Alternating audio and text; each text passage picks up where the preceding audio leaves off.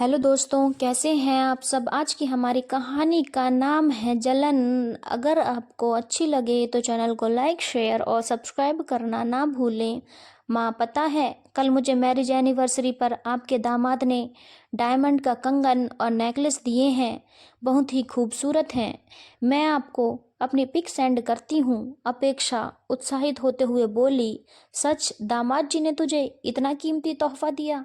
भगवान करे तुझे हर एनिवर्सरी पे ऐसे ही महंगे महंगे तोहफे मिलते रहें। तू सदा खुश रहे। तुझे अपने पति का प्यार और साथ दोनों मिलता रहे। चल अभी मैं फ़ोन रखती हूँ, रात को आराम से बात करूँगी, कहकर राधा जी ने फ़ोन रख दिया। राधा जी ने व्हाट्सएप पे बेटी की फ़ोटो देखकर सोनम को आवाज़ लगाई। सोनम किचन से दौड़ी दौड़ी आई और बोली, क्या हुआ माँ जी, सब ठीक तो है ना। हाँ हाँ, सब ठीक है। मैंने तुझे तेरी नंद का फोटो दिखाने के लिए बुलाया है। कल दामाद जी ने मैरिज एनिवर्सरी पे उसे डायमंड का नेकलेस और कंगन दिया है। सच मेरी बेटी कितनी भाग्यशाली है जो उसे ऐसा पति मिला। ईश्वर उसे सदा खुश रखे। देख दामाद जी, अपेक्षा सोनम की नंद को हार पहनाते हुए कितने सुंदर लग रहे हैं। राधा जी ने फोटो की बलाइयां लेते हुए सोनम को दिखाया। सास की दोगली बातें सुनकर सोनम को बहुत दुख हुआ और गुस्सा भी आया। बेटी और बहू के लिए अलग अलग मापदंड क्यों। पहले तो उसने सोचा कि आज तक वो चुप रही, कुछ नहीं बोली, इसीलिए अभी भी जाने देती है, लेकिन फिर उसे लगा कि यही सही मौका है सासू माँ को ये एहसास कराने का कि वो बेटी और बहू में कितना फर्क करती हैं।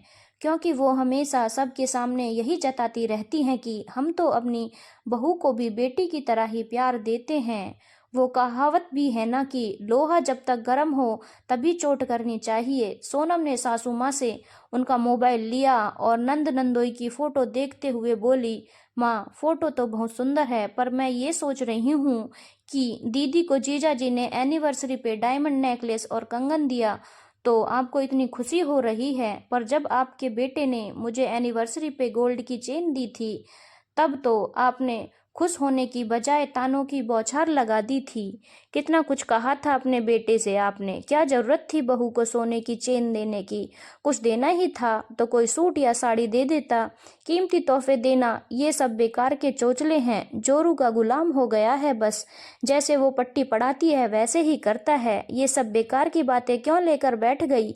सच तो ये है कि तुझसे मेरी बेटी की खुशी देखी नहीं जाती। जलती है तू मेरी बेटी से। राधा जी ने अपनी गलती मानने की बजाय सोनम पे ही चिल्लाने लगी। माँ, मैं किसी से नहीं जलती, बल्कि मुझे तो सबको खुश देखकर खुशी होती है। मैं तो बस आपको ये बताना चाह रही थी कि आप बेटी और बहू में कितना फर्क करती हैं। बेटी को खुश देखकर आप फूले नहीं समाती और बहू की खुशी आपसे देखी नहीं जाती। ऐसा क्यों करती हैं आप। तभी राधा जी का बेटा भी ऑफिस से आ गया। उसने अभी अपना बैग रखा ही था कि राधा जी शुरू हो गई, देख वरुण, आजकल तेरी पत्नी को बड़े छोटे का कोई लिहाज नहीं रह गया। मेरे सामने जुबान चलाती है, इससे तेरी बहन की खुशियां देखी नहीं जाती।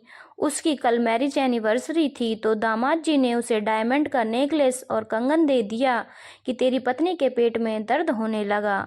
मुझे 10 बातें सुना दी। वरुण ने सोनम की तरफ शंका भरी नजरों से देखा तो वो बोली, वरुण आप पहले फ्रेश हो जाइए, फिर शांति से बैठकर बात करते हैं।